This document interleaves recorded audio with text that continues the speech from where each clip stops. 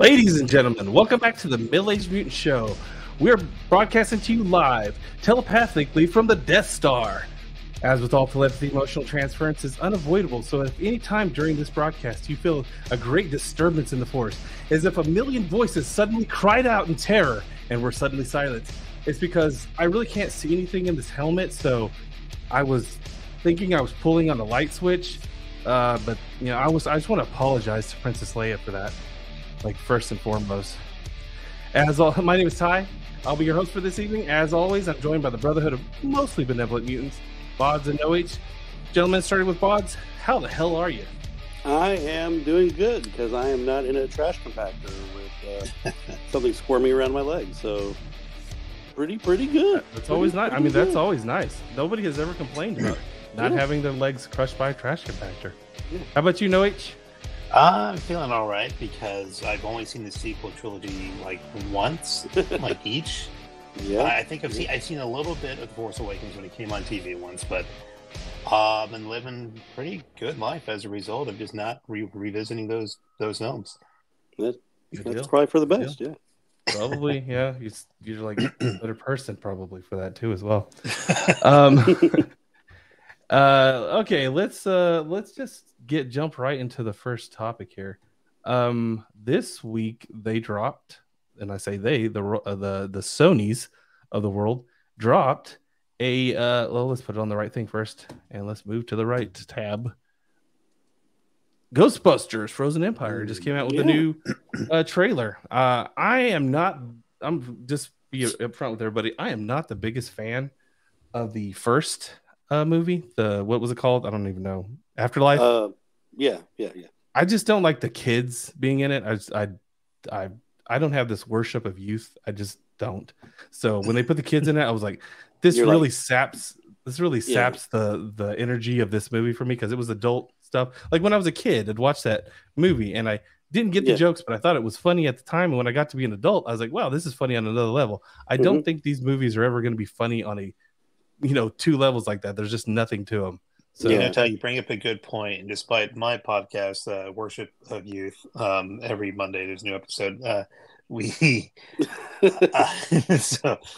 Actually, that's a really good point. Actually, I didn't consider. I didn't even bother watching the first one. I'll be honest with you, or the 2016 blah. I didn't watch either of those for different reasons. But at the end of the day, I didn't watch any of them.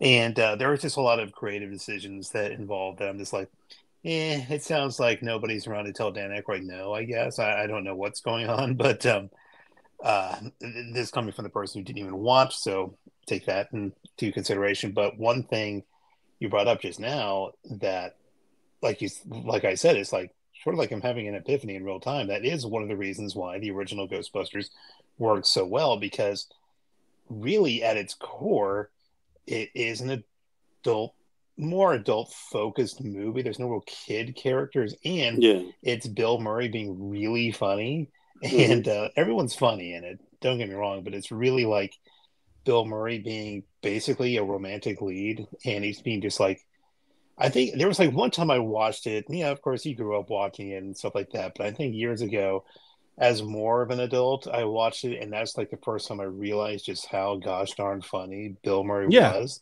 Yeah. And I was like, I guess because once you get a little older, you start understanding the more the nuances and things. The movie holds up so well, so you can go back and rewatch it all the freaking time. Yeah. And I was like, this is like to me, Ghostbusters really should be like an SNL comedy, maybe not modern, but still, I'm like, you have a lot of SNL alumni and people like that. And so I'm like, and I see these new movies, and I like Paul Rudd and stuff like that. And like, but you're right. It's like it's a kid's movie, but it's not really a kid's movie.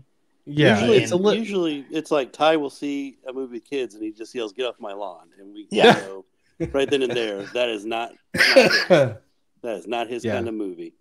That's absolutely true. Get off my lawn. I remember as a kid watching Ghostbusters. And I think the fact that, like, because Bill Murray was my favorite in there as a kid. I named a dog Murray. We had a dog named Murray because of Bill Murray when I was a kid. Or maybe it was a fact because I liked Merman. I can't remember. But his name was Merman. Merman. But anyways, like if I would see anything Bill Murray was in as a kid, it felt like, oh, I know him, and then I would just like that movie. I don't know. Yeah. But even I remember, Mad Dog and Glory. Come on. Yeah, you're like, oh, there's Bill Murray. It doesn't watch matter. anything.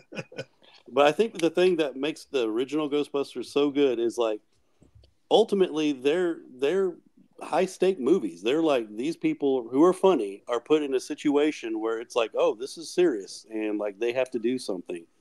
And I don't know. I like that aspect of it, that it's not just like if you hear about like the original scripts and stuff, how they're supposed to be.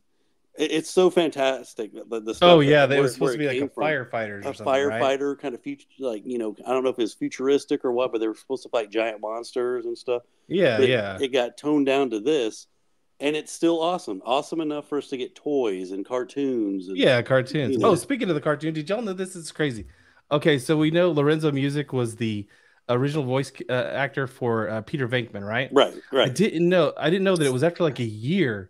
They changed it to the guy who played Uncle Joey on Full House.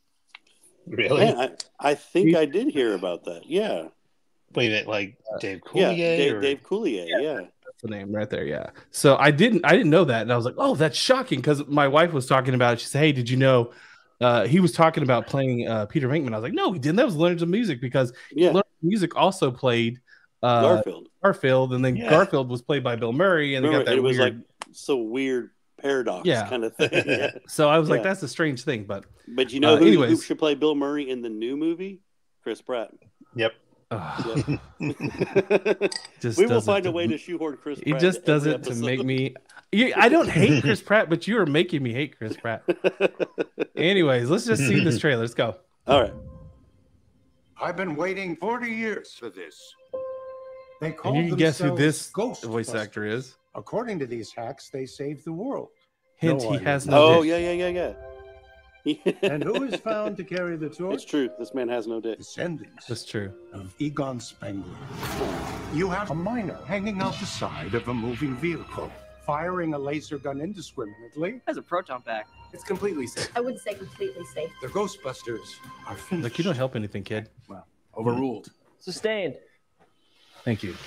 You the weird guy who buys strange old things? Correct on both counts. Buddy, you just hit the jackpot. Correctamundo. What is it? Better question is... I also don't like Patton Oswalt. Ugh.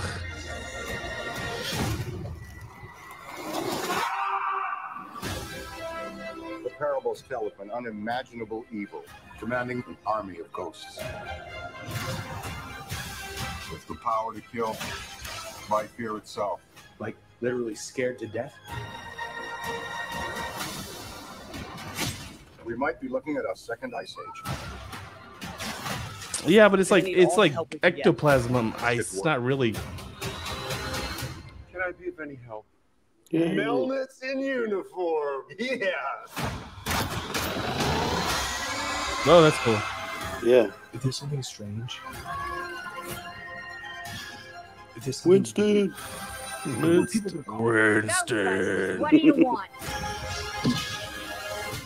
We're the Ghostbusters. Can I tell you something else? What? Buster makes me feel good. Makes me feel good. You know, a lot of the CGI stuff really hurts these movies too. Yeah, they look not as... Heads up. It's all dark and horny at 12 o'clock.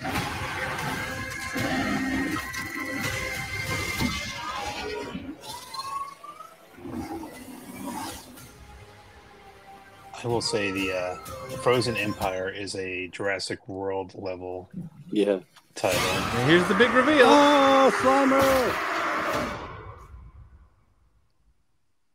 Yeah.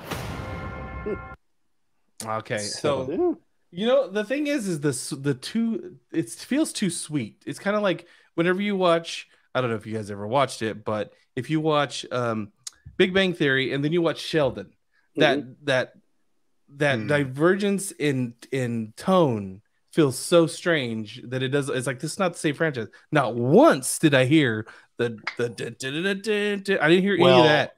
I mean, they said, and then actually so it's funny. My main takeaway from watching that trailer, which for the first time, by the way, is Paul Rudd, reciting the lyrics to the song, and I'm like, the song exists in the universe, right? They were dancing around to it. They were. Yeah. It's an in universe. Okay, so at least that makes sense. But it does feel a little too family friendly, and I think that's kind of what we were talking about with the original Ghostbusters. It's sort of like there's lots of not family friendly moments in that movie, which, I mean, of course, well documented now. Like the ghost blowjay and the They don't talk. That was actually his wife. I didn't know that.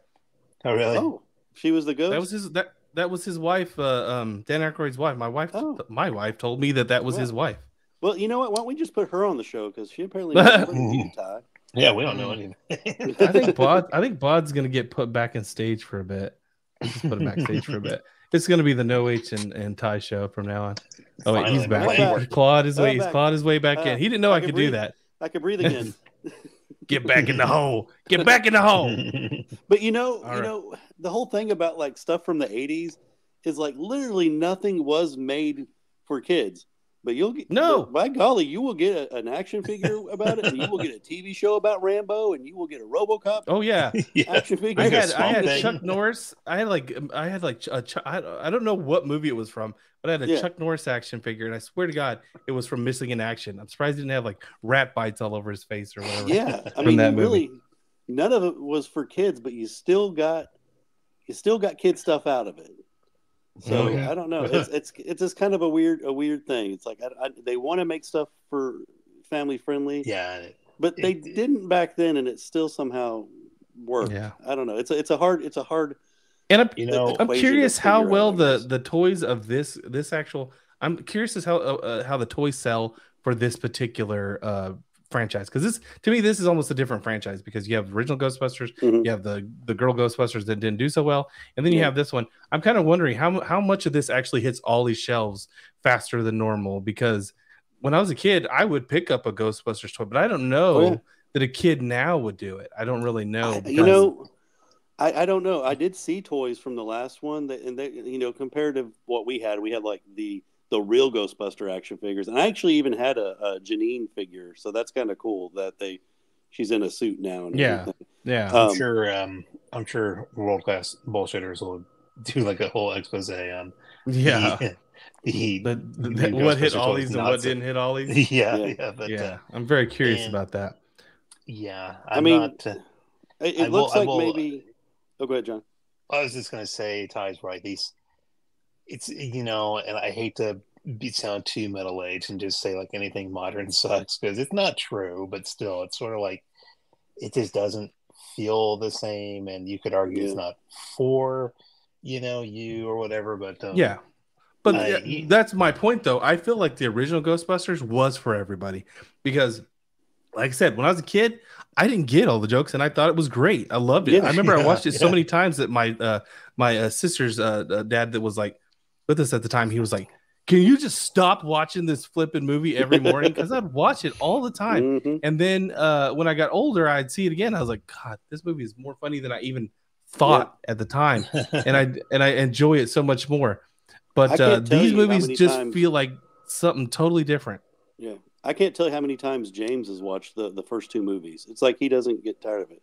Like there was a point, I remember him just watching it all the time. Like it seemed like it was on all the time. And when we went to visit my mom on I don't remember what channel, but it was always on, and he would just watch it every time. It's timeless. It's just a timeless movie. It's a great movie. But I don't know how these are going to stand the test of time, to be honest. I don't know that in years there will be kids talking about these movies as adults going, oh my gosh, it's like so much funnier as I'm an adult. I do not think that these have that power. And that's a bit of a shame, to be honest. Yeah, and I do feel,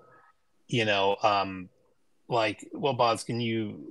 I'm sure, like, obviously, you wouldn't mind showing the original Ghostbusters to your family, but I will say I kind of appreciate the family-friendly aspect of it. I'll say that because I'm like, could I show this movie? Can I have this movie go on with my 4-year-old? Now, granted, it's not really for a 4-year-old, but you know what I mean? Where it's like, I'm like, I appreciate the comfort and security level with that. However, safe doesn't make timeless movies. You know what I mean? Like, Yeah. typically, I mean, sure, like, you could argue the original Star Wars. We watched that with our son, and he absolutely loved it. Mm-hmm. And I had a newfound appreciation for the approachability of it and the family-friendly aspect of it. But it was never my favorite of the 3 original movies, but it's kind of neither here nor there. But I will say, like, this is like a good, you know, you see it with the family on a weekend and you probably forget about it. You know what I mean? It's like, you won't be popping it back in. I took my kids to see the first one, and I enjoyed it, but like the Ghostbusters really are in there very little. And the very end of the movie, that's it. And obviously Slimer was not in that one. So I'm jazzed about seeing Slimer in this one. I'm jazzed about seeing the Ghostbusters, no matter how old they're getting, except for Winston. Like, he looks good still. I know Winston aged very well. He's like very held well. up. But here's my question: is Frank Welker going to do the voice of Slimer? Ooh, that's a good question. Because that will be the test for, like, if they really are serious about this. They're serious if about they pull it. Frank Welker in to do Slimer again. Maybe really it says on that, IMDb already. Maybe IMDb. It might. He still does stuff. He does a lot. No, of yeah, he does. He's work very still, active. so, He's great. Yeah. I didn't know that he actually did Soundwave back in the day as well.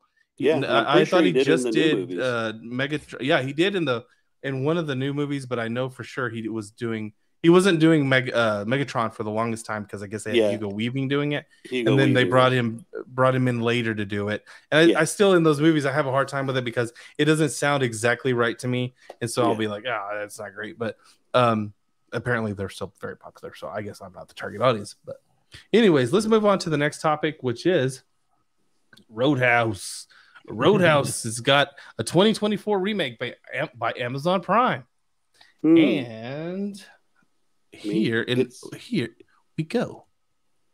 It's going to be hard to remake one of the best movies ever, but you can try. What?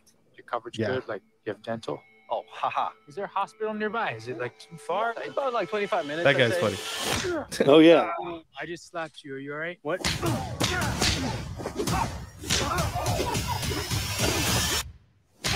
Give him a little Stockton slap. So you like to fight? You ever win? No one ever wins a fight. You smoke cigarettes or do you eat them? He's got such a croaky voice.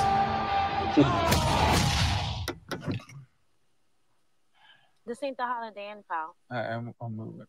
A friend of mine suggested I come talk to you. I own a Roadhouse out in the Florida Keys. Lately, it's been attracting the wrong clientele. I can pay you good money. Judging by your car, you need that. Well, I like my car. Think about it. So I guess it's gonna have pretty good action scenes. Doing that, it has some people at the Bourne Identity, I guess. You just take a big step back and pop me in the face. You can do it. I'm sorry. I gotta stop this for a second. That guy right there, I can't take him. I can't take him as a badass because I think that's the same kid off of White Lotus that got a rim job from that hotel, the hotel runner, and I just cannot take him seriously now. It really is weird to see him as like in an action role. It kind of it's just I can't take it seriously. Mr. Rogers or something, but then he'll haul off. Really interesting guy overall. Yeah, what was that guy in? He is funny. I don't know. I just saw him in this. He's just every time he says something, I think that guy's funny. Some resort. I should warn you. People have a certain way of getting things done around here.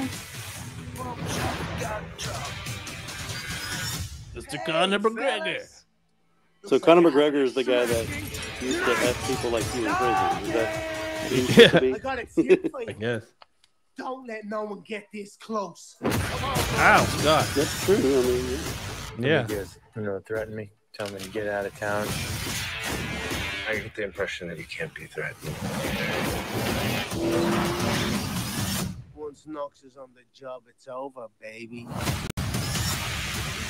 It takes a lot to get me angry, but when I am, he starts ripping throats. I just can't let go of throats. People seem a little aggressive around here. It's Florida, man. Oh, wow. One in front of yours? No, I just broke his arm. So his name is Dalton in the movie, so I'm guessing right. This is like a complete remake. That's the only part that I have an actual problem with in this movie, because I kind of think you should have retired that name and had him be like the son of Dalton or something like that. Not a remake, maybe continuation after, because Patrick Swayze, you should retire the character for Patrick Swayze, because that's his. To me, that's a little bit more respectful for the character. He did like the definitive job on it, and I think that, or at least have his ghost appear. Yeah. My side is killing me right now. Anyways, that was the only part of this thing I was like, I would have retired the. I would have had it be like a totally different character. I wouldn't have had him play Dalton. I would have let that live with Swayze instead. But other than that, it doesn't look horrible. It looks actually pretty funny. I think it's crazy they brought Conor McGregor into it. I think that's nuts. I just wonder how are we going to pitch this to kids now? How are we going to get our cartoon, our Roadhouse cartoon, my God. our Roadhouse action I watched figures? Roadhouse when I was a kid, and I was like, whoa. I was I learned about this way too early. Yeah. Just so I can pigeon this in for this segment. Did you ever see the Parks and Rec where Chris Pratt is explaining Roadhouse to people? He's describing it. No, I'm guessing no. Like he has a bunch of people at his house, and their cable goes out, and they're waiting to watch something, and so he just starts reenacting scenes from movies, and he's reenacting this part, and he goes, and then Patrick Swayze rips his throat out, and he dies because he can't eat and stuff. But it's funny because he's just explaining like parts of the movie. And he goes, I used to people like you in prison, and Patrick Swayze's like, I don't think so. And then he does the one thing he promised he'd never do. Then he rips his throat out and he dies because he can't eat. But you should Google all the more reason Chris Pratt should have been in this movie, because he already knows it. He already knows the moves. You know, it wouldn't have been much different if Chris Pratt would have been fine. But yeah, you should look that up sometime, Ty, since you're such a Roadhouse fan. You should. I think I've seen that that episode. It was Parks and Rec, you said, right? Mm-hmm. Yeah, I think I've actually seen that. I've seen most of Parks and Rec. And the other guy who I don't know if you watch the Made for Love shows on HBO Max, or if you watch the Sopranos prequel movie, he was in that. I don't know if these probably don't mean anything to you, but that's just where I recognize that guy. The guy who's funny? Yeah. I saw him in something not too long ago, and he was funny in that too, and I can't remember. If you look at his IMDb, you're like, holy crap, he's all over the place. But yeah. And now he's in Roadhouse, so it's going to be hard to top the original Roadhouse. I don't think. Yeah, no, you but can't. I'm still gonna watch. I probably watch. I mean, it's going to be on Prime. Might as well watch it. Might as well watch it. And Gyllenhaal, I haven't really hated a lot that Gyllenhaal has ever been in. He's usually in pretty good movies. I mean, I think the weirdest movie I ever saw him in was that it was a Denis Villeneuve movie, and it was the one with the spiders. It was called like. Oh, I know what you're talking about. Yeah, that was. There's Prisoners by Denis Villeneuve, and then there's, I forget the name of that movie. I'm gonna have to look it up. Right, let me look it up quickly on IMDb. Do they IMDb's? You know, you have like Nightcrawler, which is a Nightcrawler was great. It was I was genuinely shocked by that movie. It was really good. Okay, here we are. Yeah, like the source code, which is fine. He was actually good in Life too. Did y'all see Life? Oh, Bubble Boy. I never saw Bubble Boy. Did you see Life though? The one with the alien. Oh, that's actually pretty good. I thought you were talking about the Eddie Murphy movie. I went straight to that too. I was like, no. This one was like they were at a space station. It's like him. Let me look at the cast. Wasn't it? And Ryan Reynolds, right? Ryan Reynolds as well. Yeah, yes, exactly. It was kind of like I remember unofficial Venom. Yeah, I origin. People were saying this is how Venom got here. I'm like, I don't know if it's related, guys. Yeah. Okay, so here's Prisoners. I think it's called Enemy. Was that the movie Enemy? Yeah, it's like it's like he's it turns out at the end that he is he's cheating on his wife, and the spider thing is like his guilt or whatever. Yeah, that was a pretty cool movie. And I also liked there was something else I saw him recently. Let's see, Rendition. No. Oh, and I didn't hate. I thought he did a pretty good job as Mysterio. Yeah, he did an alright job as Mysterio. Yeah. So I don't see him being in a bad movie. So I think this is probably going to be pretty good. I I wonder, have either of you seen The Covenant yet? I heard that one's pretty good as well. Will he bring his Prince of Persia realness to this? Oh God. But anyways, March 21st, Prime. You can watch Roadhouse 2024. It's a good call. Not at first, I was like, not in the theaters, what? But then I was like, then there's a chance I might actually watch it. So good call.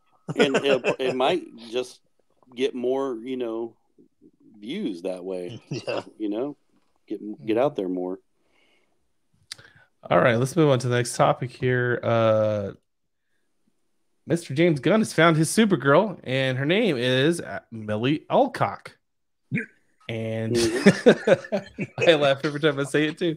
So this is that chick from House of Dragon that I never watched, and I thought that she looked kind of like a goblin. She's got a strange like fox-eyed face or something like that. I'm sure on Krypton it's different, but yeah. There's not as much gravity, so her eyebrows never came down. I don't know. Here's the deal about this. Maybe she's great. I haven't seen House of Dragon, to tell you the truth. But it seems to me this is another It Girl moment. And y'all know how I feel about the It Girl stuff. I cannot stand the It Girl. I cannot stand the It Boy. I kind of wish they would have gave somebody else a shot. There was another girl named, I think, Megan Stonley or something like that was also up for the role, and she didn't get it. That girl looks way more like Supergirl. Was she the one that refused to read for it?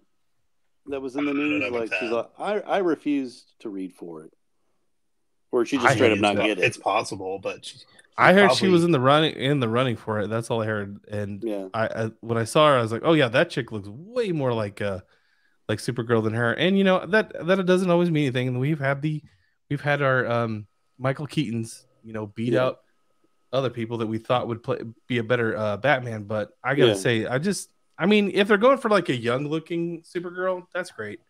And this is the Supergirl, the Women of Tomorrow. I haven't read this one. I know that it's acclaimed. Isn't this Tom Taylor's book, if I'm not mistaken?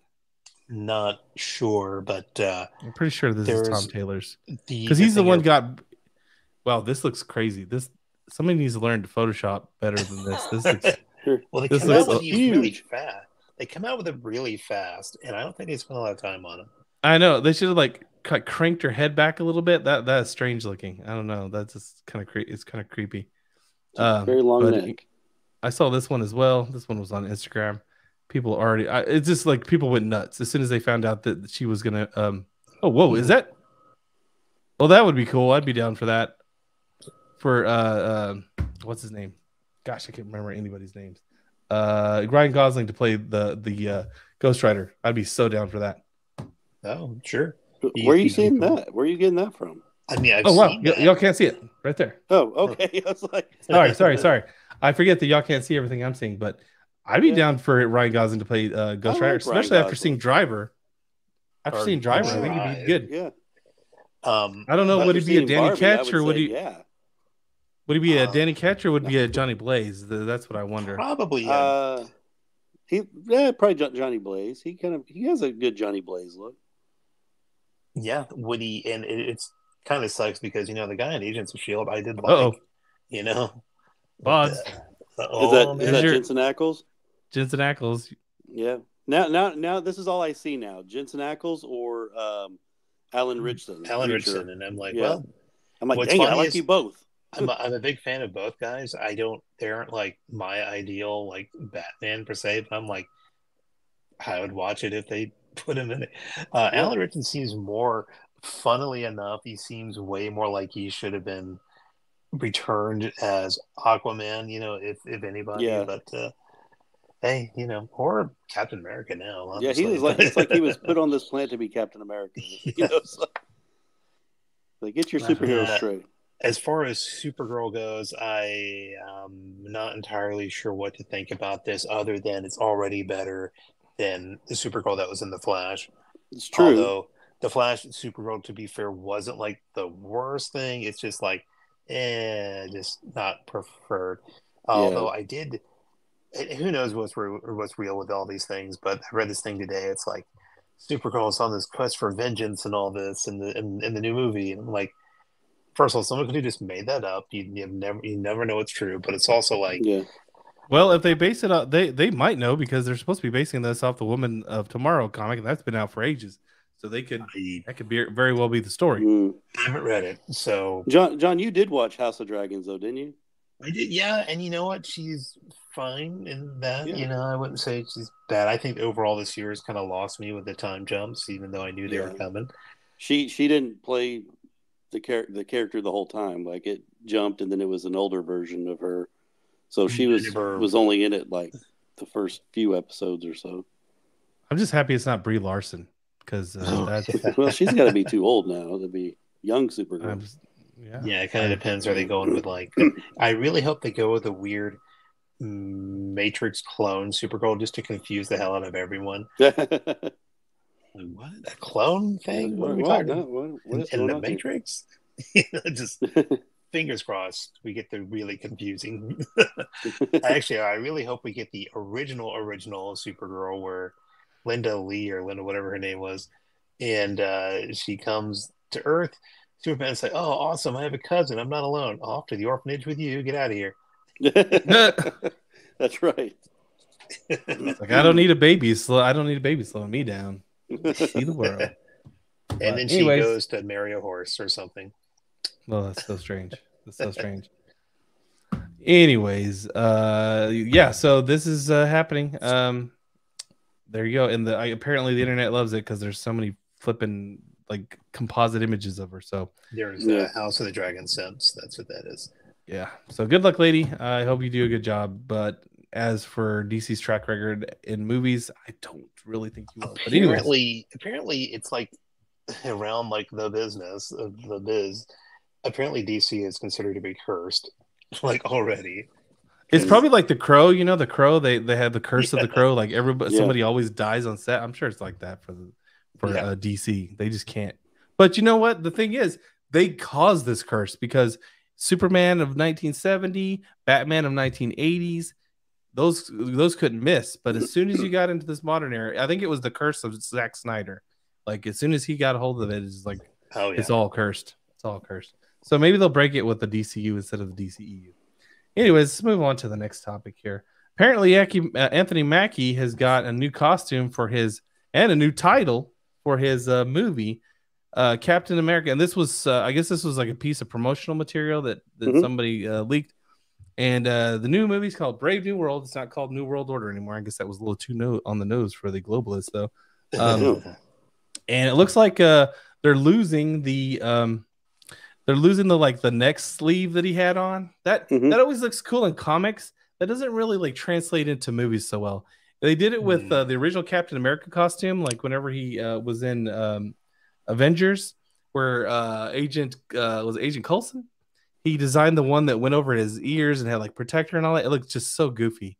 And then by the next movie, he had it was just a helmet. And I was like, well, that works. That actually looks cool. They did the same thing for Anthony Mackie in Captain America and the Winter Soldier, where he had like that like neck condom that just his ears popped out of and his head and his mouth popped out of. And I always, when I saw that, I was like, it worked in the comic. It doesn't work there. It looks really weird. It looks like he's uncomfortable as well. It'd be hot as hell. So it looks like they took that off and it just more streamlined, more Captain America costume like because I didn't mean to do that. Y'all can still see it. Never mind. I just can't see it. But it definitely looks more Captain America. I'm sure it was for his comfort. I bet you money. They always do the first movie and the actor complains like, that thing is not comfortable, bro. This thing is uncomfortable as hell. Can you please fix it? And by the second movie, they're like, okay, we just need to start like you need to start paring down. I guarantee you that when the next time we see Daredevil, which we will be talking about today, by the way, next time we see Daredevil, that costume is going to be streamlined down a bit. Because it looks uncomfortable as all hell, and I'm sure he even mentions it. Remember, he's like, "It's not underwear. Underwear is comfortable, because that suit just looks terribly uncomfortable." But apparently, this is it. I'm surprised they haven't given him a different shield at this point, but I guess they want to like carry on that he is the actual Captain America, even though Bucky should be the Captain America. I don't care what Nick Spencer says.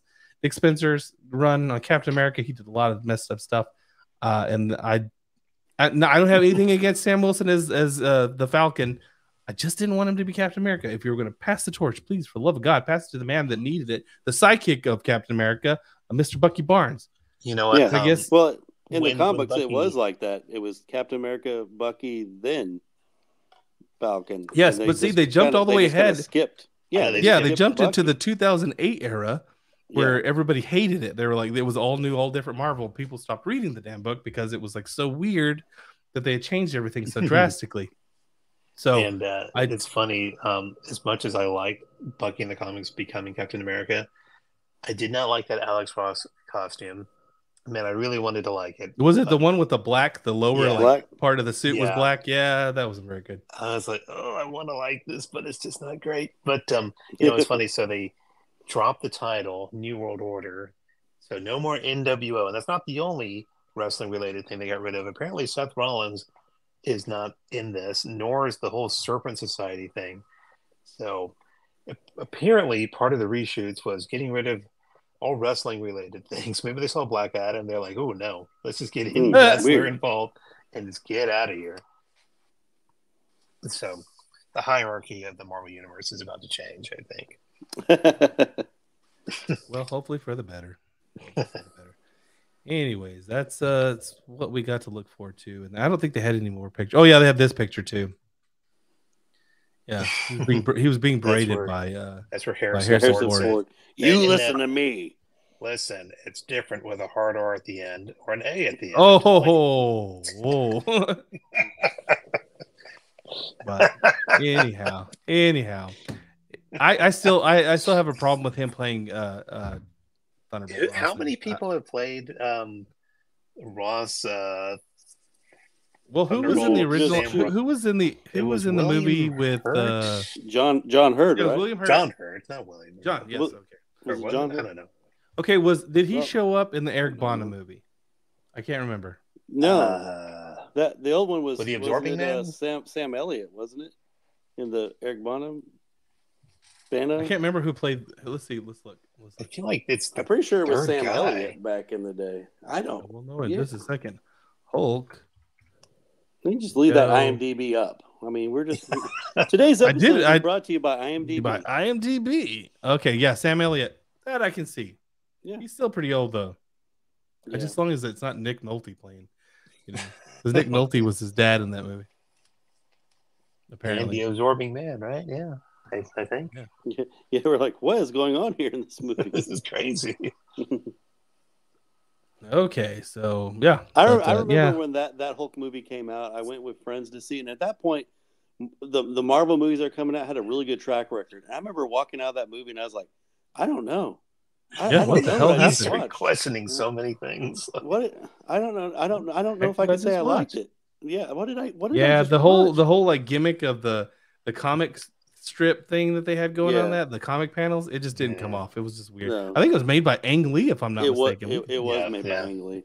Yeah, it was just a strange thing. He should not have been. Which is the adopted brother of Stanley. So you think he would have been? I mean, it's right there. But don't make me laugh, Bodz. My side hurts so bad. Dude. I think that movie honestly set comic book movies back a while because of the whole especially the Hulk. God, for the love of God, Hulk hasn't.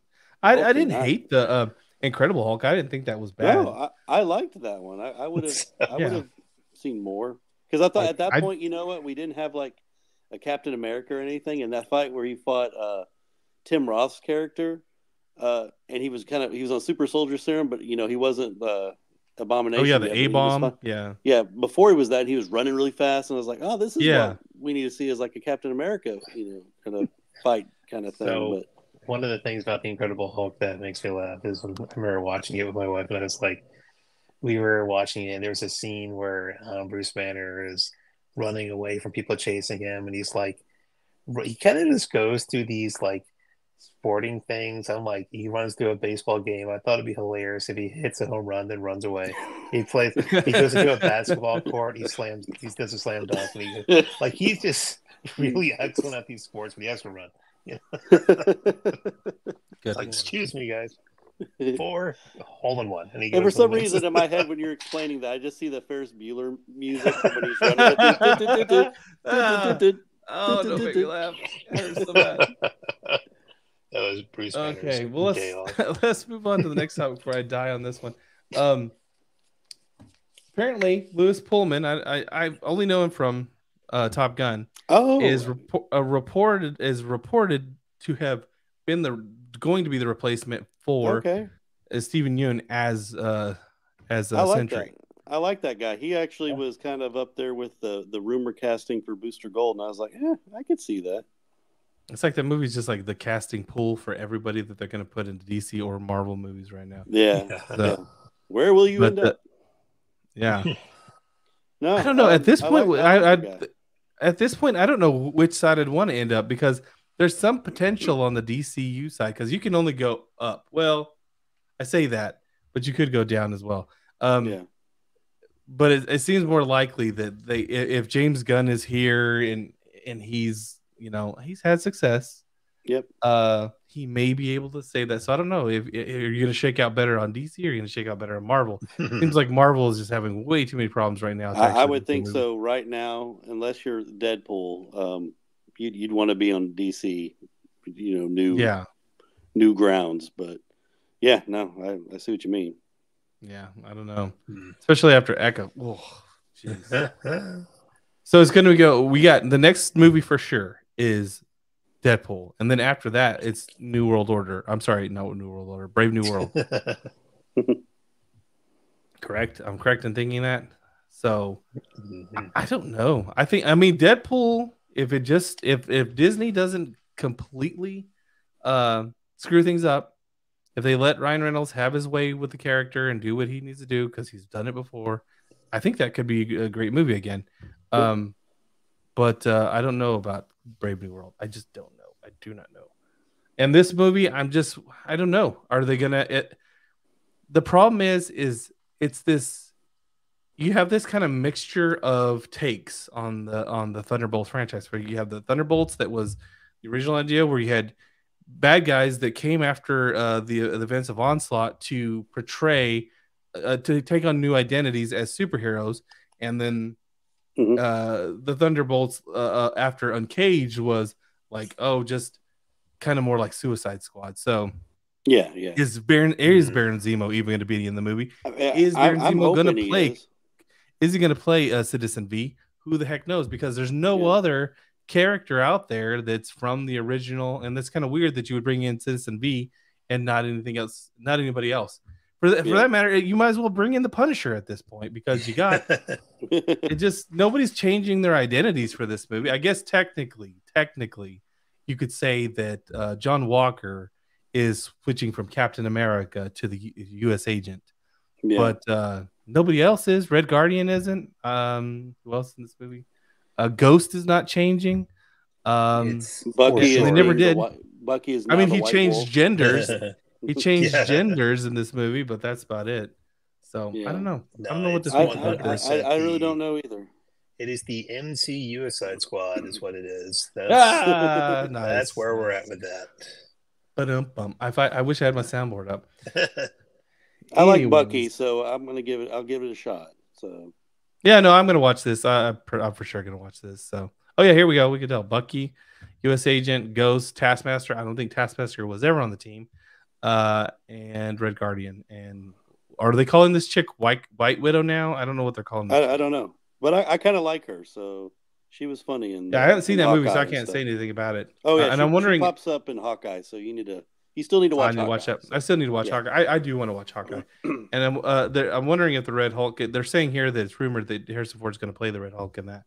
So he was a Thunderbolt at one point. Yeah, he was, along with the Punisher, Deadpool, Elektra. It was the Red era. It wasn't Wolverine, was it? No, but John's right. Everybody did wear red. Punisher had a red skull. It was like the NWO Wolfpack of the Thunderbolts. Long before Taylor Swift did it, by the way. Well, I know the omnibus is coming out. If people want to read the actual source material, the omnibus for the Red Thunderbolts is coming out on February 13th. So it's coming out quickly. And usually those omnibuses, they go out of print fast. So you should. I liked it when it came out. I actually was buying the floppies of it, but for the life of me, I cannot remember who that fifth member was. Yeah. So Agent Venom. Agent Venom. It was Agent Venom. Yeah, because I remember It was Agent Venom. I really That's who liked I really liked the cast of it. I just had a visual memory of the cover for a second. Like, yeah, it's Red Hulk, Agent Venom, Elektra, Punisher. And everybody had red. So it was like a red spider for Agent Venom and Red Skull for Punisher. And yeah, good stuff. That is good stuff. All right, let's move on to the next topic. This one, near and dear, everybody knows if you've been watching the show for any amount of time. I love Daredevil. I used to be my favorite character, but I read way more Spider-Man than I read Daredevil. I still love Daredevil, but thirsty for anything that's going to come out about this. And just so happens that Daredevil, the Man Without Fear.com found some stuff on Getty Images that gives us some spoilers. So I'm going to hit the spoiler alert before I forget, like every flipping time. Let's do the spoiler alert. You've all been warned. Potential spoilers in this. And let's go ahead and look at what they have to show. So this is Getty Images. Let's hit share. This is Getty Images, and I'm going to zoom in a bit. Okay, so you got just the normal stuff here. You've got he's looking skinny, to be honest, looking real skinny. But here is a potential spoiler. Wilson Fisk campaign gains momentum heading into polls. So they are going with the story. We kind of already knew this. They are going the storyline that he's going to become the mayor of New York. We already knew this because we had read this on we'd watched the after credits of Echo. We knew that that was coming, and I can kind of make out what it says here. It says Rise of the Metaverse, Virtual Worlds Redefined. Oh wow, that's terrible. Yeah, nothing else on there that I can really tell. We have more pic shots of Charlie Cox here, and then we come to what I think is kind of a spoiler here. The clapper, it actually doesn't call this Born Again anymore. It calls it Out the Kitchen. So are we talking about? Are we changing up the naming of the? Is this a working title, or are we just changing it up for the show now? We're not going to go with Born Again. It's probably like the whole situation, like with remember Blue Moon was the code name for what was it, Return of the Jedi? Blue Harvest. Blue Harvest, yeah. So maybe it's something like that, so people just don't go, "Hey, this is Daredevil." They're filming. Yeah, I don't know. Even though they see him, around with his. There's Charlie Cox with his walking stick. Charlie Cox with his cane. I wonder what movie he's in, guys. But is that the name of any runs of Daredevil by any chance? Not that I know of. It could be the name of a storyline, but I don't know. Sure, in the many decades, one story. That's whenever he got real street. When he got real street, he's like, "Yo, I'm at the kitchen." You know that I'm at the kitchen. Yeah. I heard that. Oh, and there's another page that talks about this. Okay, so here is another shot. These aren't Getty Images. This is just, I think these are just pictures people took on the street. And you see Nelson Murdoch and Paige, so they are bringing back Foggy and Karen. Yeah, I like that. And then they showed a little bit of it. They have actual some graffiti that was painted for the set shots. Mm-hmm. So we got a little bit more for the Kingpin here. And then just some more random shots. People were talking on this particular article. This was a article they were just telling what was going on that day on the street when they were shooting. And then we also got a nice little picture here of the old gang back together. Foggy's grown up. Foggy's grown up. He's lost the hair. His hair fell off the sides of his head, and then it crawled onto his face. He's got a beard now. So Foggy's got a beard now, and he actually looks more masculine than he does in the comics. The comics, Foggy's always kind of got that kind of pear-shaped face. And I like Karen Page's back because I like her because she's really into D&D. She does D&D stuff. So that's cool. That's cool. And isn't her I just like her because she's the first. Go ahead. I think her husband in real life is actually blind. Yeah, he is blind. Yeah, crazy. I think he went blind while they were engaged, if I'm not mistaken. So yeah, then that's how she got typecast to be on Daredevil. That's. I mean, her acting wasn't that bad. Her acting wasn't that bad, and I didn't go blind. Yeah, I just like it because we actually got a pretty girl on a comic show for once. That's all I like. Hey, this is before. Once. This is from the before time. She was grandfathered in. Yeah. So You know, it just seems like every time now it's just some like I still haven't forgiven Zack Snyder for he's like, hey, who could play Lois Lane? Yeah, Amy Adams. There we go. And it's just like God, the most like diametrically opposed person to Lois Lane. I just cannot think of anybody else. Which is that could have been worse. I'm a little worried about Supergirl. I'm like, oh no, oh no. Well, yeah, but that was the Snyderverse. This is the but you know, there's a lot of was Amy Adams the it girl at the time? I don't even know, to be honest. Can't remember. Maybe. I mean, she was on that episode of Smallville, so she kind of had a connection. Yeah, she's like, hey, I'm already in superhero stuff. Pretty much already there, guys. So let me in this movie. Come on. She was probably fresh off of that movie where the Julia Child movie, Julia and Julia or whatever. So they're like, obviously, you're perfect for Lois Lane for some reason. Perfect. So yeah, that was the Daredevil spoilers. I think pretty cool stuff. I mean, yeah, it's happening. I'm still looking forward to it. I don't know. And here it even says right here under the project name, Out the Kitchen. Okay, so we know this is probably still called Daredevil Born Again. But I mean, besides like, you know, if the Punisher returns and stuff, I wonder if anything else would return. I watched all of Luke Cage. I actually enjoyed Luke Cage, but well, he's not returning. They're going for a female Iron Fist now. No, yeah. Oh, so Luke Cage. There won't be a Heroes for Hire. Oh, sorry. No, sorry. I swear to God, I thought you said Iron Fist. God, sorry. I don't know if I even finished Iron Fist. Honestly, I may have finished it because I think the bad guy was Faramir from Lord of the Rings. Wasn't that right? I'm pretty sure. Oh God, I think I did finish honestly it. Can't remember. It just wasn't super great. Actually, no, I did not watch Iron Fist. That's when I watched Jessica Jones. I watched all the Daredevil. I watched all the Punisher. I didn't even watch the Defenders because after I saw, I didn't watch Defenders. I didn't get that far. I did. Yeah, after I saw the. I might try to make it a point to go back since this is all canon now and try to watch it just to get all my Daredevil fix before this comes out. I don't know. We'll see. We'll see. Well, all right, let's move on to the next. This is a movie that's near and dear to. It's actually we're talking about a actor that me and Bodz both think a lot of. It's Kurt Russell. Yeah, he did an interview with GQ, and he actually talked. They asked him a question about Solid Snake, and here's what he had to say. Let me go ahead and share my tab. Snake. It's a video game series called Metal Gear Solid. It was rumored that there's a character in the game that's inspired by Snake. Let's get it actually do the voiceover. Well, it's like, look, I'm pretty lazy by nature. Remember, there have been different times when people, wanted to do something. I don't know. I'm a movie guy. You have to understand that from my point of view, whether it's Elvis or Snake Plissken or Jack Burton or R.J. McCready, that was that project. That was that thing. You get into that mindset. You create that. You want to make that world happen. Just like I used to do interviews when Elvis was coming out, and they would say, "Come on, do a little Elvis for us." And, it's like it doesn't work that way. You don't just slide in and out of Elvis. You go to work on it. You refine it, and then you do it, and you get paid for that. I come from a different era.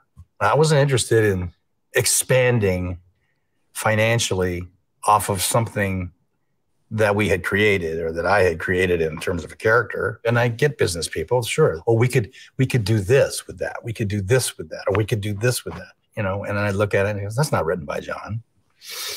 That doesn't smell right. John's not here to do this with. Why am I? I'm not going to do that. Let's go do something new. Let's go do something fresh. Let's go create another iconic character rather than saying, what can we bleed off of this iconic character? You don't look at them as iconic characters. I mean, they refer to them as that if they become that. You're just doing you're on a day-to-day running it, having a good time and trying to make it work. So that didn't answer my question. No, yeah, no, he kind of didn't. To me, it seemed like they cut that interview they cut it too many times. Yeah. Makes sense to them because I couldn't tell if he was saying that he didn't do it because he didn't want to be typecasted or he didn't do it because he doesn't like to tread the same ground again and again. It had nothing to do with John Carpenter's. Yeah, or that it just had nothing to do with John. But I would have said, hey, it's not a video game of Snake Plissken. It is a video game inspired by Snake Plissken. Like Iroquois Plissken. Iroquois Plissken. And I just wondered, like, I really wish that we could see the uncut interview there, because I'd really want to get into it more. Like, he probably has no idea who that character is. He's like, I don't know. I don't know who that is. I don't play video games. Well, yeah, my son Wyatt probably would know who that is, but that's my son. Yeah, no joke. Yeah, no joke. I don't know. I think that's kind of it is a bummer. I mean, we did get our own things out of that. We got David Hayter, and we did get a really good voice actor out of that. So I can't fault him too much. But wouldn't it have been cool to have Kurt Russell as Snake Plissken? Solid Snake. I think that would have been that'd been very cool. Hey, ever. And didn't Kiefer Sutherland do his voice? And like Kiefer Sutherland did his voice whenever he was on the Metal Gear Solid 5, I want to say. Yeah. Or no, is it 6? Phantom Pain, I think, is 6. But he was Big Boss, or I can't remember. Okay, I have spoiler alert. I have not finished that game. Okay. I need to finish that game. But as far as I understand, it is not Big Boss there. It's a guy that they basically did like the Juju mind thing on to get him to think that he was Big Boss, and he for some reason that's a part of the story of the game. I still need to finish that game. I promised myself that I would try to finish it. Like so confusing with all the it is really confusing. And from what I hear, that game isn't completely finished anyways. Like, I guess by the time that Hideo Kojima was on like the very final stretch of it, they were like, "Hey, when's this game going to be done?" And they were rushing him, and he didn't get to really do what he wanted to do with that. So the last one I finished was 4. I'm looking forward to.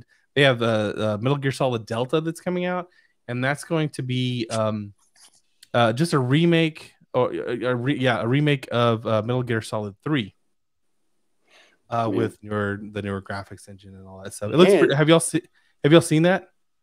No, I haven't. You haven't seen that? Oh, okay, wait. Yeah, no, I did see that. Yeah, for 3, right? Yeah, have you seen it, Noah? Probably would not shock you to learn that I have not seen that. Okay, let's look at Metal Gear Solid Delta.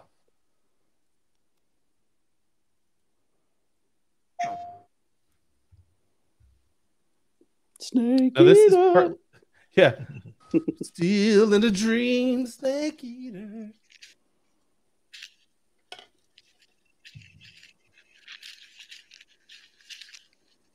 You play as an ant, by the way. It's like a reimagining. Yeah. It's like a Bug's Life, but Metal Gear Solid. Dun, dun, dun, dun, dun. Look at these PS2 graphics.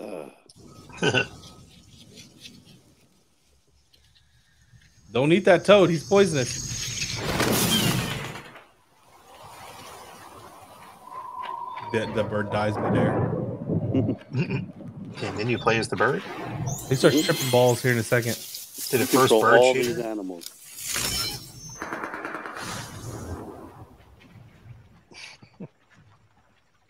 It's Dr. Doolittle. That's what this is, right? Yeah. Whoa! That's snake. Whoa. Circle of life right here.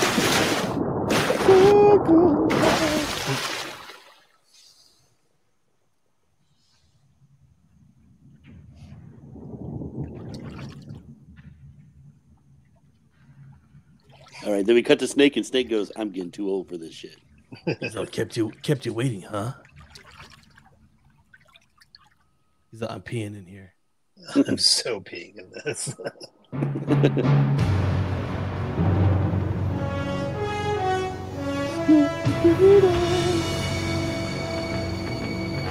The thrill of I don't know the word. Yeah. With darkness and silence. Okay, this snake was Big Boss. Yes, this was Big Boss. As far as we know, okay, this was Big Boss for certain. I think they might show a little bit more. Nope, they don't show any more of this. Actually, do show some gameplay in another section. I'm a little bit trepidatious when it comes to this particular one, only because This has nothing to do. Well, no, actually, you know what? It might actually be a good thing. Hideo Kojima is such a weirdo sometimes that this actually might be better that he's not involved. We might get some like, I don't know, a better take on it or something like that. But yeah, this is the new game they're making now. Which is cool because kids can play as Snake in Fortnite and get your Metal Gear feel. Playing. Yeah, get all the Metal Gear goodness, sneak up on somebody, slit their throat, eat some stuff like snakes and stuff. Yeah, you can do all that in Fortnite now. They actually should have done that. Well, they do kind of. You can eat like I think you can eat that frog, and you can eat a chicken. As far as I know. You know what was funny the other day when right before we were we live streamed. So if y'all would like to see us live stream Fortnite, it's there to view. But Louise and I were he played I played as Snake and he played as Terminator, and I put two and two together. Wait, I'm playing as the guy who they used the basis for Michael Biehn in the cover of the one thing. Very meta. And it's like I'm playing Kyle Reese versus Terminator. We're teaming up or something, but weird little connection there. Mm-hmm. All right, let's move on to the next topic. All right, so Greg Capullo is apparently going to be doing some interiors now for Marvel. He has been doing mostly covers. I think I have a Moon Knight and a couple. I think I have some Wolverine that he has.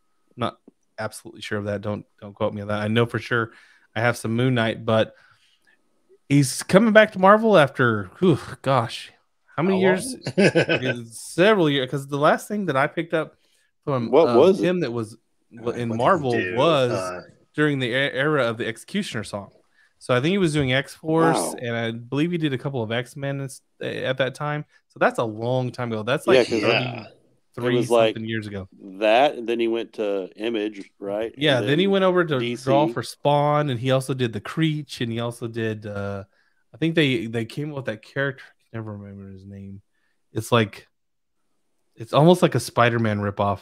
It's like the Ghoul or I don't remember. Anyways, Grendel. No. It kind of looks like it was created by Todd McFarlane and Greg Capullo, I believe, and then they had Greg Capullo do the layouts, and Ryan Otley did the actual finished pencils. And I used to have it. What? Let me look it up. This is just the name. IMDb. Here we come. It's not gonna say it there. The life. What was it called? Y'all talk amongst yourself here. See, this is our problem about being middle-aged and old. We just forget stuff constantly. So it's there somewhere. Yeah. It's in here. Please believe us. Just gotta unlock that memory. What was his name? I don't remember. He had like a very Spider-Man like power. And this was not in Marvel, right? And so there was it was an Image title. Not X or somebody. I don't even know. You're thinking of Spawn. No. Spawn. Spider-Man You're thinking of Night Watch. The Marvel Spawn. Haunt. It was called Haunt. Haunt. Yeah. And it was created by. Oh wait, sorry, I lied. It was created by McFarlane, Kirkman, Otley, and Capullo. I'll share the tab right here. So team of famous people there. Yeah, there's where I had the first trade of it. To be honest, it wasn't like the greatest thing ever. The only reason I picked it up is because it was Ryan Otley's pencils. Yeah. But that was the only thing that I can remember recent memory. He was Detective John Hunt. And so now he's going to be doing pencils for Marvel. And the only reason we know that he's going to be doing interiors is because he had posted on, I believe it was Instagram. Let's see, I believe it was Instagram. This post here, and immediately got rid of it. But somebody captured it before he put it down. But it shows that this is Wolverine issue 1, so he didn't crop off the. I think it's funny. He has his own little he's got his own little logo. Oh wait, y'all can't see it. He's got his own little logo here with his little face for his comic pages.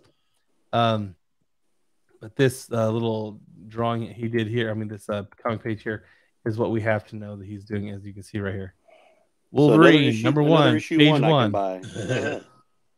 So they're going to be relaunching Wolverine it's the whole Tom Brevoort relaunch of the X-Men that they're about to do. They're gonna This is, I guess, the end. This is finally the end of the Krakoa era. I don't know if it's happening Yay. to like mid this year or whatever, but they're relaunching that.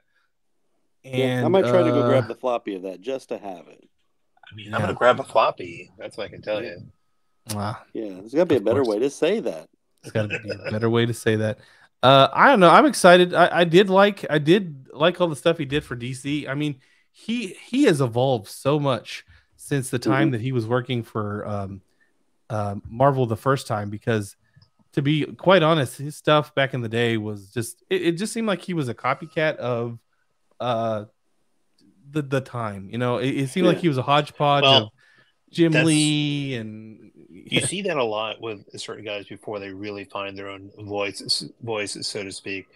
Like Mike Mignola or whatever. You see some of the old way before Hellboy is like stuff like I think X-Men or whatever. You can tell it's him, but it's like I feel like some of these guys are probably coached to draw on the Marvel style as much as they can. Yeah. Well, I know that whenever Todd McFarlane came in to do pencils for Spider-Man, at the time, apparently Romita was still, I guess he was kind of like the art director of the time, and if he didn't like a panel that you drew and you were the artist of ASM at the time, you would go in and he'd redo it. But whenever McFarlane came in, he couldn't emulate his style, so he just said, well, let it go, and they just let him do what he wanted to do. So I know there was a Marvel, like, this is our brand, you're going to draw like this. So I know that was of the time. But in the 90s, that all changed because, man, you started getting everybody having their own style. Yeah. It became the thing of the time. And I'm glad because we all got our heroes out of that. So it was a good time. But Capullo was one of those people that I was like, I know who he is. I've seen his art. I could tell it from other artists. It just didn't wow me. And then he went over to do work with Todd McFarlane. And I think he influenced him greatly. Like his faces started to look more cartoony. He started to loosen up a little bit. And then by the time he made it back to Batman, I was like, well, he's his own thing now. He's kind of his own. For sure. And hey, it was really. I'm going to switch gears real quick. What do you think of Wolverine's costume right there? I like it because it's the brown and the yellow. I like it. Yeah, that's what I thought you were going to say that because that's your favorite Wolverine look is the brown and yellow. Yeah, I do like it that it's kind of streamlined too. You know, when he had the little points on his boots and all that, I did find that to be a little bit like that would be even for him that'd be awkward. Every time you walk, that would like scrape the inside of your calf. It's so annoing. That would get annoying. I don't think that's practical. Healing factor going overtime with those rashes he gets. You know? Yeah, all the boot rash that he got, but yeah. So I'm excited for this. I like his art. I'd love to see him do something for Marvel, especially since Marvel's got some piss poor artists right now. I don't think that after Otley was the last guy that I watched come into Marvel, and I was like, yes, because he was doing Spider-Man. I was like, oh my god, this is so awesome. I love Otley's artwork. He came off Invincible. He did that, and then he did the Smashtronaut with I think it was Danny Coates, and then he left. I think he said he wasn't going to go back to Marvel after that. And I kind of wonder is if they just couldn't pay him enough, like his page rate that great. Yeah, I got to think if you're like a really uniquely talented artist, you could probably start naming your own price. You know what I mean? Yeah. Because there's so and if they many won't pay people, it, you know, just because someone who will. It's like, well, you know what? You got a liner on the block of people who want to draw for Marvel, but are they as good? No. So no. Did this have a release date for when it's supposed to come out? I think it said that it's going to be mid 2024 is what I gather because they don't really talk about it right here. They just say that it's coming during the Tom Brevoort. I'll just read what it says. Other creators and titles of the new X-Men line have been kept secret so far, with Marvel only hinting that the launch will happen. Will take place in July. So yeah. And this is under the supervision of Tom Brevoort. So, anyways, July, that's good. That's around the time of New Comic Book Day. So I'm going to guess that around June, you're going to see this. You're going to see this in pre-Comic Book Day. So that's cool. Yeah, and I'm kind of glad that Krakoa era is over because there was just no, with everyone being able to be brought back, there's just no sense there's of no urgency. stakes. There's nothing. And like I said, it read like gay fan fiction. I just was not a fan of it. I couldn't get into it. let's talk about some comics that came out this week that I read. I'm just going to discuss. I don't know really. It's not really going to be a review. It's just like a discussion. So Duke number 2, Duke the Deuce, kind of sounds gross. Yeah, came out today, and it was just more. I was going to say dookie goodness, but that's horrible. You're making it worse. I'm making it worse. I'm making it worse. Just don't say it was corny. It did get a little nuts. So this is just more like now Duke is on the run. He's okay. Let's hit spoiler alert again. I gotta hit the spoiler alert. Right now, I know he's on the run. Cone of silence. I did it. Only me and you guys can hear this. Nobody else can hear it. Spoiler alert. So Duke shows up. He meets a friend from the past, and actually, I can. No, does this one show anything?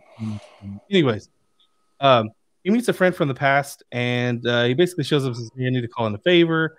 And this character is knows him from before the days he was even in the military and all that, because they like he would this guy's like a gearhead, and he would build cars, and he talks about how what's his name? Duke would be the one who would crash them.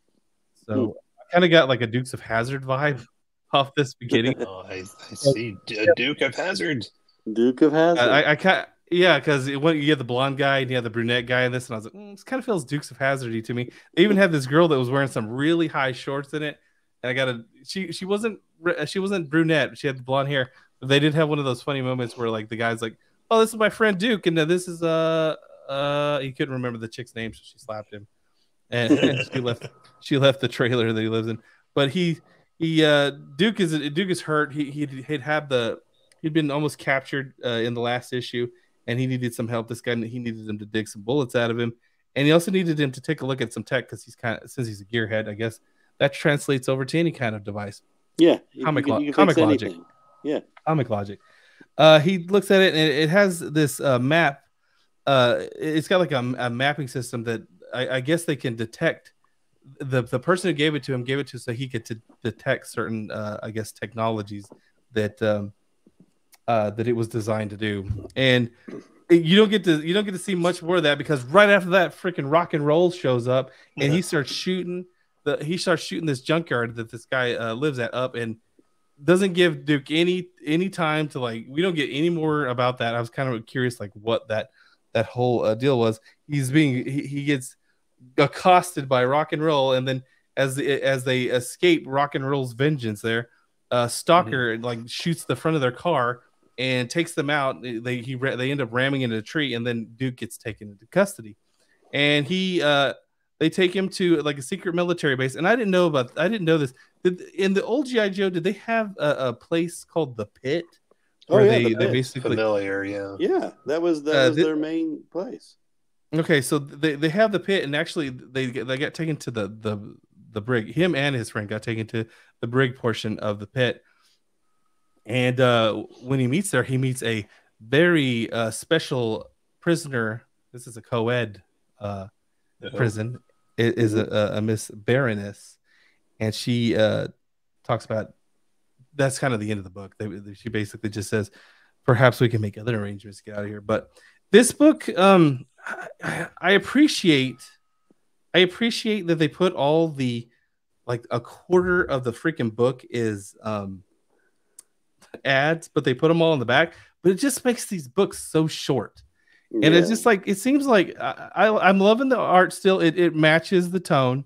It's very, it does what it's supposed to do. I like where they're going with all this. It just seems like I would probably say y'all need to make this a 96-page comic instead of like, or maybe even a 64-page comic than like a little 32-page comic that only has really like 28 pages in it, because most of the rest of it is ads, because it doesn't feel like you can get much out of these stories. So that's why I don't want to call this a review. It just basically, it's just another chapter. I feel like these stories that we've been, the Energon universe has been coming up with, especially on the G.I. Joe side, have felt like they need to be collected in bigger issues. They need to, being in floppies is kind of a detriment to what's going on here, because it feels like just as soon as you get into some kind of action, it like immediately ends. And I don't know. I still recommend anything that's coming out of the Energon universe. This is just, but like I said, this issue, if you probably skipped it, you probably wouldn't be in any kind of dire straits story-wise, because I don't think anything's really going to happen until the next issue. This was kind of just like, it almost felt like a filler to get to the next big thing, which is him hooking up with the Baroness to, I guess, do some shenanigans. But like I said, the artwork is still solid. I know that I saw this. I saw a live stream where they were somebody was talking about, I don't know about this whole Energon universe thing. The art doesn't look that great, and I'm like, it's serviceable. It's better than a lot of the stuff out there. So I don't know where they were getting at that. Story wise, that's where I would say, yeah, we need a little bit more meat on the bone here. So Duke issue 2, it's not a bad read. It just really nothing happens, to be honest. I mean, stuff kind of happens at the end. I wish there was more, because Duke is still trying to figure out the Transformer thing. That's the whole point of this book. He told his superiors that the Transformers existed. They're like, no, they don't. Shut up. Go on vacation. He went on a secret mission, and now he's on the run because he's been framed for murder and he's been caught. And so how's the Baroness going to help him? So is it pretty much the thing from the Transformers Bumblebee movie where he's like, the Decepticons, it's in their name. Do you not believe they're bad? The John Cena thing. I don't think at this point they even know. Like in this thing, I don't think they've actually made themselves known as Transformers, Autobots, or Decepticons. All I know is that the kids, the Witwicky kids, he knows the Transformers because he's talked to them. But as for the Decepticons, they have told them they exist, the kids and all that. But no, I don't think the G.I. Joes know. I don't think anybody else knows, except for Cobra Commander, because Cobra Commander, he's been experimenting on Megatron. So, and the other comic I wanted to talk about this week was the Garth Ennis 007. I finally got a copy of it. Wow. Just came to my comic shop today. I thought it was supposed to be like the first week of January, but it came out now.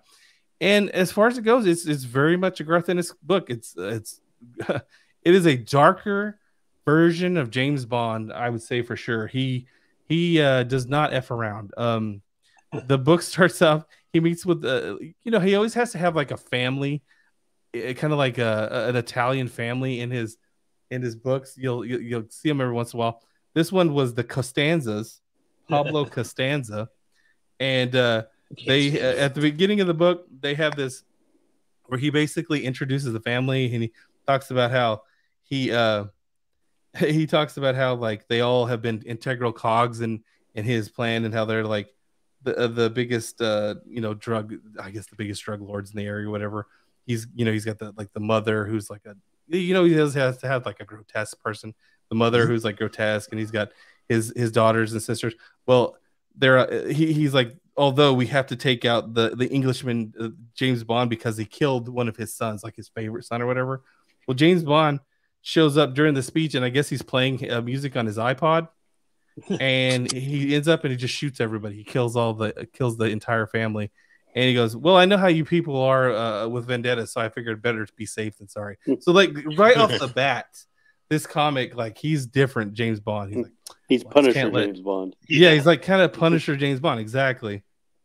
And the book centers around a new weapon that has been unleashed upon the world by the forces of evil, and it's this stuff called steel water, and it's like this munition that they're trying to it's a munition that basically does not harm the environment, nor does it leave a trace, because I thought that was kind of weird. But anyways, they showed him a demo of this stuff, and it's like it's water that hits you and it turns you to ice. And then shortly after, somebody, I guess they send a signal out to this stuff, and it melts, leaving no trace that you were ever hit by it. So they said this was like sought after for years by the Yanks. I think they said that in the book. A munition that could like no trace and all this, and that we got a hold of it, but now it's been stolen. All the research has been destroyed, so we can't even reproduce it. And James Bond has been tasked to go and find out who did it and what, who, what, and where and how, basically. And they said they send him to the Q branch. He meets he talks to Q, and he finds out that there's this guy named his name is Archibald Tyron, or Tryon. It's a weird name. Archibald Tryon. He apparently was like an old 007 agent that was super badass and legendary, and he has to go talk to him. Well, he does go to talk with him on the beach, and he says, "Hey, I still take my job my security clearance stuff pretty seriously. So I can't tell you a lot, but he does tell him what he knows about the steel water." And then they, as they're talking, they're on the beach, kind of in the water. Behind them, there's all these people setting up snipers and to shoot James Bond, and he goes, he says, he's like, hold on, let me take care of this, and he like flicks the key fob, and he just destroys the entirety of these snipers. So I mean, it does not fuck around, this book. And again, it's a problem I have with the Duke book. It's just very short. It's cool. It does remind me of the Punisher. This is truly, if I was going to say Bodz was right on the money. It's Punisher 007 is basically what it is. So if you were interested in that, more of that Punisher 007, which I definitely am, I'd say go out and read it. However, if you're like me, where you've been reading omnibuses lately, and you're like, these short form floppies are just, they're not fulfilling, and they cost too much money, then I would wait for the trade to come out. It does sound like the welcome alternative to the James Soy Bond that we've been stirring. Oh yes, we've been stirring. Oh yes, it does have the same. I don't know if they're trying to riff off the movie, but Moneypenny is a black lady in this. So, and she kind of does look like the chick that was from the movie. So they're kind of, treading, but he doesn't. The actual James Bond in here, he just looks like generic James Bond. He doesn't really look like any actor that I can speak of. It's just Archer. It's just Archer, but very, very violent. Very violent. So if you are interested, go ahead and check it out. It just came out this week. I only found there was only 2 copies left at my shop. Apparently, it did pretty. Picture of it? Yes, it is. Sorry, I forgot to show that. Here we go. Sorry, I forget. Y'all gotta tell me when I don't do this. This is the cover, and then here's the interior art. See, this was the family. You see the yeah, the Nucci family. The Nucci family. Yeah, that's basically what these guys were. And he was talking to him. He's like, "You killed my favorite son," and then he shows up shortly after this to annihilate these people. So it's very much, yeah. You can see he put the bullet right into his noggin. He put some lead into his noggin.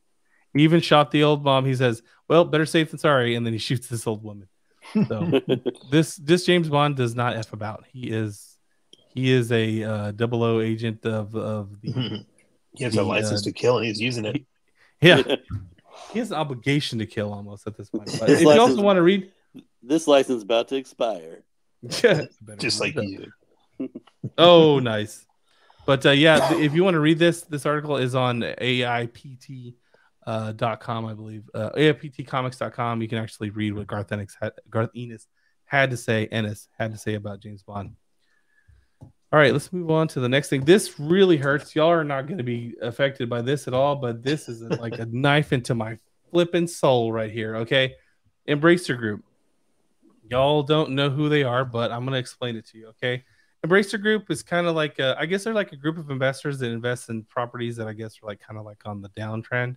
And so they at first, a lot of us thought really good things about this because they were taking up. You could see some of the franchises here. You might not know most. This is the Thief franchise, Tomb Raider, as we know, Evil Dead, Deus Ex, and Borderlands. Borderlands, the Gearbox Studios Borderlands. I think it also shows that they have I forget the name of this one. It's the alien one. Gosh, I can't remember. It's called like, I should know this. What is this one called? Destroy All Humans. Destroy All Humans. Sorry, I was looking for the title right here. Destroy All Humans. Let's see what else they got here. That one is called I can't remember this. Magica, yeah. And this one was called Biomutant. And they're just they have like a huge, like, this one is huge for people. This is Time Splitters. A lot of people love this game. Oh, wow. I believe Time Splitters is what they were playing on Shaun of the Dead at the beginning of the movie. So this group, they buy up a lot of this stuff. Well, they just so happen to buy up one of my all-time favorite franchises, the Adam Jensen era of, or I guess they have the entirety of the license, but Deus Ex. And recently they started to lay off people from the studio of Eidos Montreal, and now it's reported that they have canceled the Deus Ex video. So rest in peace, Deus Ex. Please put an F in the chat if you are there. We would greatly appreciate some reverence for this. This is one of the greatest.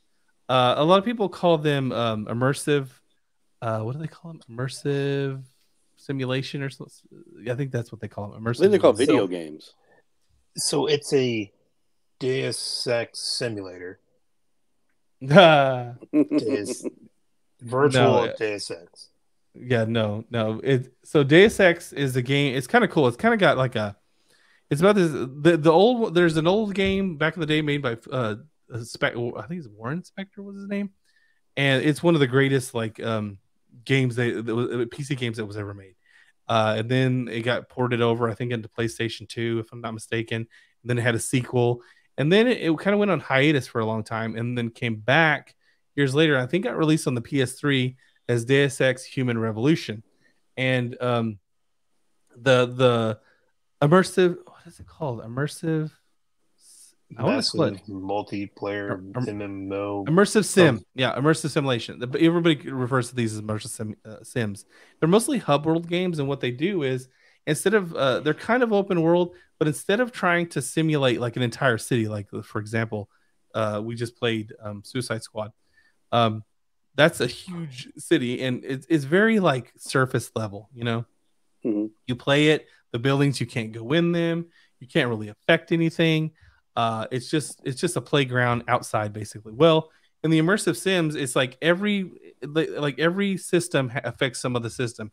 You can go inside buildings. You can talk to people. If you talk to people, you might find out something you need to know to get into another building, or you might be able to sneak in through an underground thing that you just found, or something. You know, it's something. It's a genre of games that actually it's a little cursed.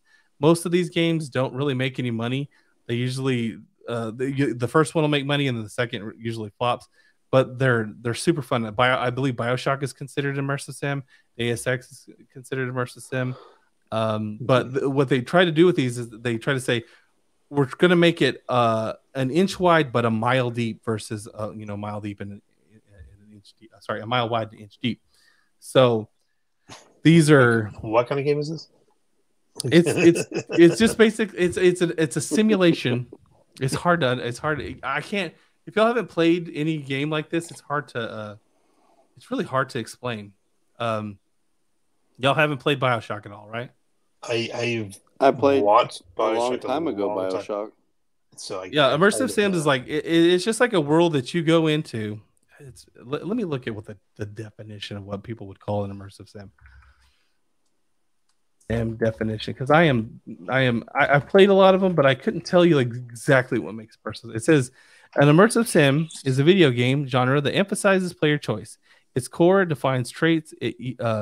Trait is the use of simulated systems that respond to a variety of player actions, which combine with a comparatively broad array of. Sorry, I'm reading it on the side here. Let me put it on full screen. Okay. Combined with a comparatively broad array of player abilities, allow the game to support varied and creative solutions to problems, as well as emergent gameplay beyond what has been explicitly designed by the developer. The definition is not to be confused with game systems which allow player choice in a confined sense, or systems which allow players to easily escape consequences of their choices. And that is a pretty good definition. It's just like a game where you're dropped in the simulation, and you have like a multitude of ways to actually complete a task. You can talk to somebody and pay them off. You might be able to actually get in a fight with them, but there's a consequence for getting into the fight with them. Or you could just totally avoid the situation completely. Or you could just skip whole parts of the game and never see anything, but you can still complete it. Immersive sims are just it's just a simulation that you've been dropped into, and you have to find a way to complete it, and the way to complete it is kind of up to you. And it's a really cool genre. And this was probably one of the most shining examples of that genre. And to see it be snuffed out like this is just really, really sad. And yeah, that sucks. But c'est la vie. Let's move on to the next topic. We only got 2 more here. Did y'all ever watch or did y'all ever read the 2000 AD comic Rogue Trooper? Sounds familiar. So Rogue Trooper is it's in the same vein as Judge Dredd. I mean, it's that European comic book that this one in particular, you play as a soldier who's like genetically engineered to be like the ultimate soldier that doesn't need air, that it can fight through all the wounds and pain and all that. And it's a comic book series. I think it was pretty short run. It had these soldiers that were dropped onto a planet, and apparently, if I remember right, because it's been years since I read any of it or played the game, but you're like basically your cohorts start dying. But when they die, they have these little like, it's almost like a little microchip that's on their person, and the character or the guy in the comic takes that and he just starts inserting these into items. Like one I think goes onto his backpack, one goes onto his helmet, one goes onto his gun, and so you might lose the physical troops, but you get to keep all their knowledge. And like his gun starts talking, and the helmet talks to him, his backpack talks to him. And I don't know, you might notice. Let's see if there's any better pictures. This is one of the pictures from the actual. I guess this is going to be an animated movie. But does it have Matt Berry in it? It says Haley. Well, that would actually. Oh no, it does. Okay, then I'm in. You're in. But when he's going around, collecting these chips, was there one guy he really didn't like? It's like, yeah, no, I would have tossed him. Oh, that guy's a real dick. You know what, Kevin? You can just stay buried. I don't need my freaking boots talking to me. I bet you if I showed y'all some imagery from it, you guys would probably go, "Oh, I've seen this." Let's see right here.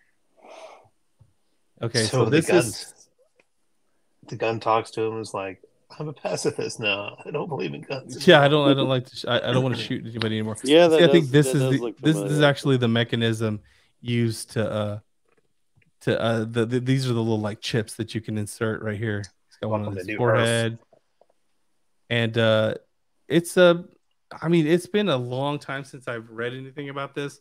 It's been years, but apparently now they're going to be doing an animated film, and they have the cast lined out for it. Like I said, Haley Atwell. I'm familiar with this lady. I just don't remember what else she's. Yeah, she's Peggy. She's Peggy Carter. She's Peggy. She's Peggy. Oh, that's right. Impossible. See, if they're not wearing their costume, bro, I'm like, it's like, just totally. What are you? I totally lose who these people are. But Matt Berry's good. Sean Scene, as my wife refers to him as Scene Bean. Scene Bean. That's cool. I'm fairly excited for anything to come out of the 2000 AD universe. It's like rare these days that you see anything that's like, I mean, after Dredd, like, what are you gonna do? So yeah. And of course, since we're not going to see, I don't even know where that is right now. And I've heard him talk about it, but I don't know if they're actually even in talks anymore to do a Dredd 2. I don't know, but years ago I signed a petition to get a Dredd 2 because I really liked the first Dredd movie. Yeah, that movie really got screwed over. Yeah. I did like the Stallone one just for the time, but I love the Stallone one too as well. Yeah, this new one, I mean, just was it was awesome. It was great. I just kind of wish this would be. I understand why they're doing it in an animated form because it's probably cheaper. It's probably less of a risk for these people. But if it was, I just want to see more of 2000 AD in like an actual film setting because I know some people it was polarizing for some people the second movie, and I know the first movie was polarizing when we were talking about Dredd. I'm one of the people that really liked both, but I would love to see more from the 2000 AD universe because, to be honest, capes could be part of the reason. Could be part of the reason why we're having the superhero fatigue. If we had a movie that was in a different genre, it might just be the like shot in the arm that you need to actually, you know, breathe some life back into this, because right now it's just really, it's a sad state of affairs when it comes to comic book movies and whatnot. Yeah. And let's see, what else did I have today? Did I have anything else? That was actually the last. We've never been able to get through all the topics in this show, so this is the first, guys. I guess this is what happens when you start. Well, you went 5 minutes over. I went 5 minutes over. Sorry, John John. was just not having it. He didn't say a word during this whole thing. Nope. As the last 5 minutes. I just refuse. It's my protest. Anyways, well, thank you guys for coming out today to do this live stream with me. I really appreciate it. Just to let the people know that are actually watching the channel, we will be doing another live stream of the Suicide Squad, hopefully with way better sound. And I actually updated my drivers now, so I should have at least fewer visual hiccups. And maybe I'll play the tutorial before then and know how to play. Maybe Bodz will actually play the tutorial, so I know how to actually combat, because he got stomped the last game, guys. I beat him by like 3,000 points. It was pretty bad. But if I can see why, if you haven't played the tutorial, I can see why that game would be hard. It is difficult. Yeah. But if you want to show up for that, guys, we'd greatly appreciate it. If you want to say something in chat, please say something in chat. We would love to interact with the audience. Even if you want to say something nasty, I'm sure you're gonna. We would still like to interact with the chat. But again, thanks for showing up to watch the Middle-Aged Mutant Show. I guess I should put the outro music on. I always forget to do this outro. Now. Let's do it. Your outro music, but that's how we know we're leaving. We're being like played off. Yeah, you're getting shuffled off stage. The big hook. I'd like to thank my wife and my. The hook is coming out around your waist and pulling you to the side here. Oh no! But anyways, no, H just gave up. He just literally pulled him. No, H, you didn't have to jump off that fast, man. He's just like, I'm out. I'm out. Like gone. Hour and 30 minutes. I'm out. I can't. Anyways, again, thank you for showing up and listening to what us ramble on about things. Really appreciate. As for the Middle-Aged Mutants, we're signing off. Take it easy, guys.